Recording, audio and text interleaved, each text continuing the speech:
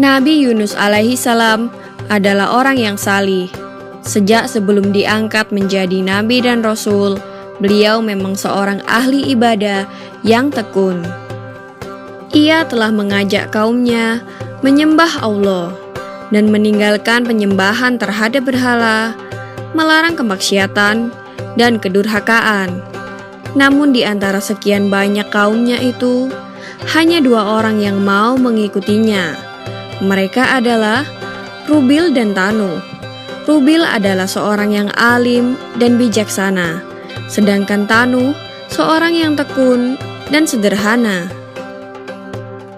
Nabi Yunus alaihi salam mengatakan kepada kaumnya, jika dalam waktu 40 hari mereka tidak mau bertaubat, maka akan diturunkan azab oleh Allah Subhanahu wa Ta'ala. Namun ternyata kaumnya tidak ada yang mau memperhatikan peringatan Nabi Yunus dan malah berani menunggu datangnya azab itu. Nabi Yunus pun putus asa atas perilaku kaumnya. Ia pun akhirnya pergi meninggalkan kaumnya dan tempat tinggalnya. Setelah lewat 40 hari, tiba-tiba muncullah awan gelap di pagi hari. Dan di siang harinya, mereka melihat cahaya merah, seperti api hendak turun dari langit. Kaum Nabi Yunus pun pada akhirnya ketakutan dan berbondong-bondong mencari Nabi Yunus, namun tidak ditemuinya. Lalu mereka bertaubat dan menjalankan ajaran Nabi Yunus, dan azab Allah Subhanahu wa Ta'ala tidak jadi diturunkan. Nabi Yunus alaihi salam tidak tahu harus pergi kemana. Ia pun akhirnya tiba di tepi laut dan menumpang pada sebuah kapal.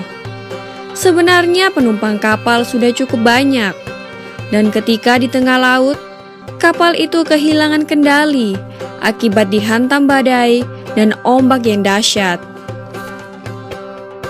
Semua perbekalan dan barang-barang sudah dikurangi, namun ternyata kapal itu tetap kehilangan kendali.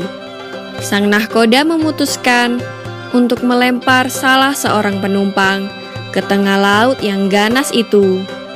Maka diadakanlah undian di atas kapal, dan sampai 3 kali selalu nama Nabi Yunus yang muncul. Tak dapat ditolak lagi, maka Nabi Yunus dilempar ke tengah laut. Allah Subhanahu wa Ta'ala tidak menghendaki Rasulnya binasa. Seekor ikan paus besar diperintahkan untuk menelan hidup-hidup Nabi Yunus. Di dalam perut ikan paus itulah Nabi Yunus menyadari akan kesalahannya yang telah meninggalkan kaumnya.